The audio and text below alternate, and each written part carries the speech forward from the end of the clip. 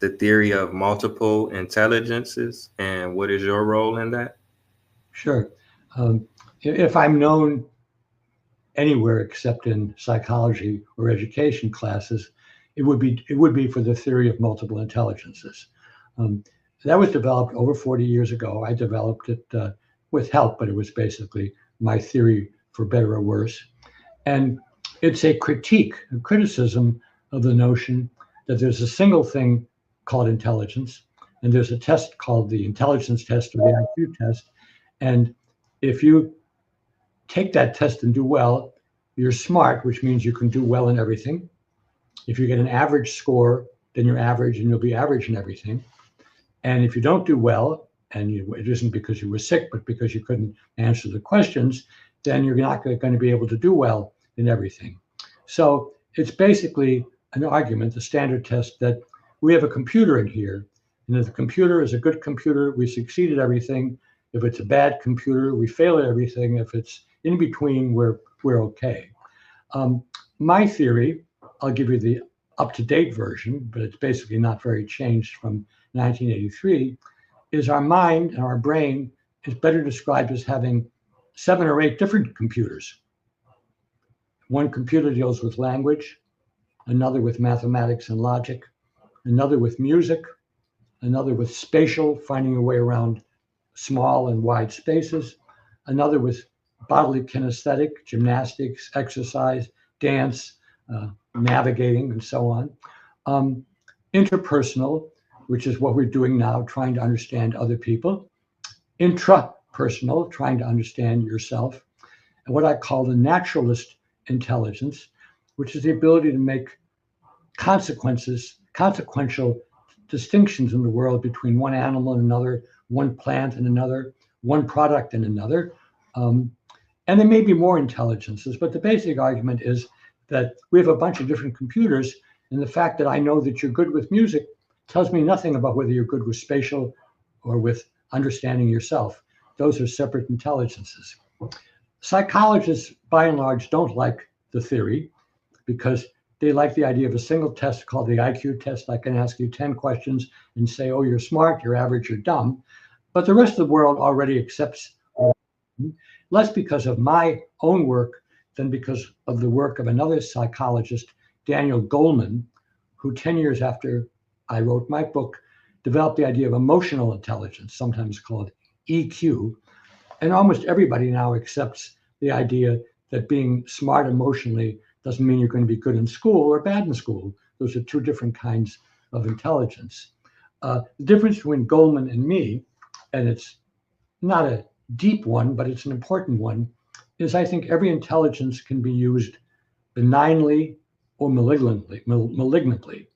So if you have language intelligence, you can use it to write poems, but you can also use it to write propaganda, to create hatred. Similarly, if you have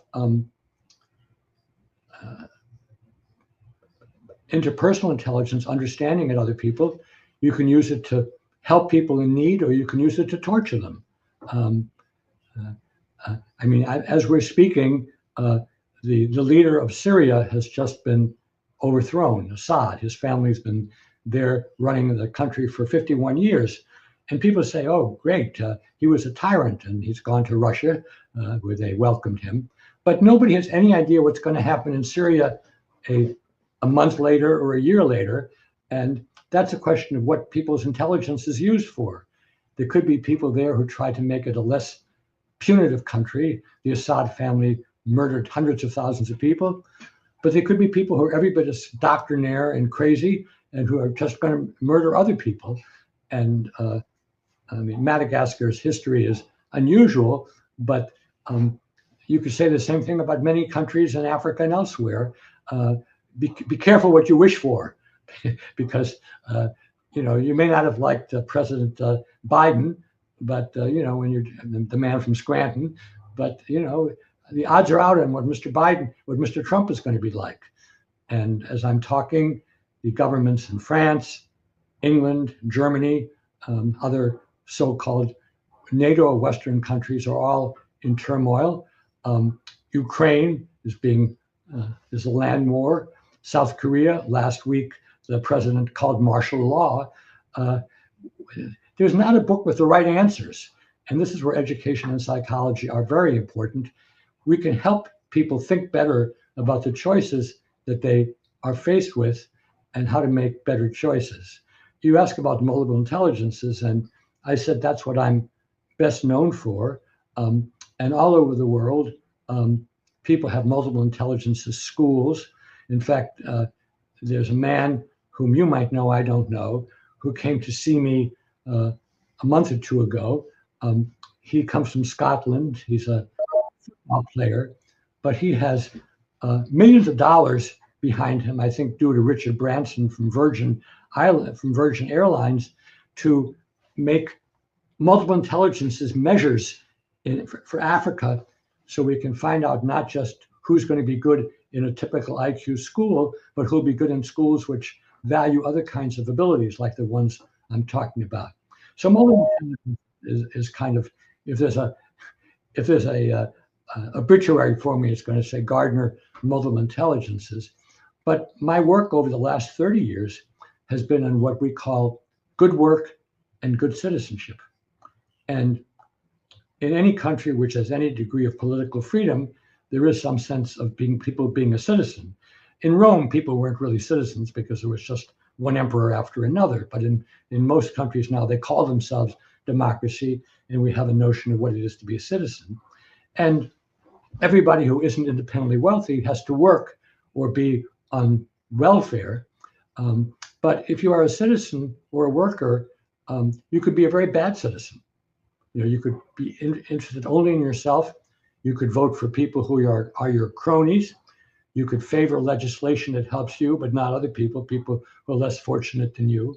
And similarly, if you're a worker, you could work only for yourself. You could steal and cheat, or you could be a reasonable worker, or you could try to be a good worker, which is to say, how can I make the workplace a better place?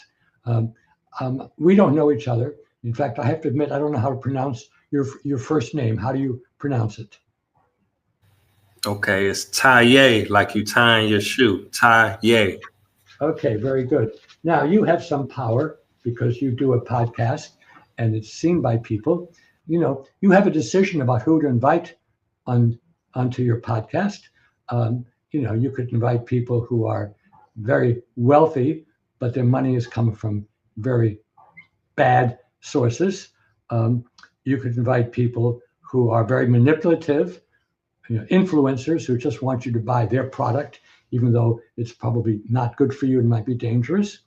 Or you could say, look, here's somebody who's been working in Bangladesh, uh, and this person has really been trying to help people use their money in a way that's good for the community. And maybe if I bring this person on, like Muhammad Yanis, and I give him some screen time, I could help people to become better and better citizens. I am under no illusion, I have no notion whatsoever that what I myself say and do today and over the 81 years of my life is going to make any difference. But I know that if enough people try to help others become good worker and good citizen, it will make a difference.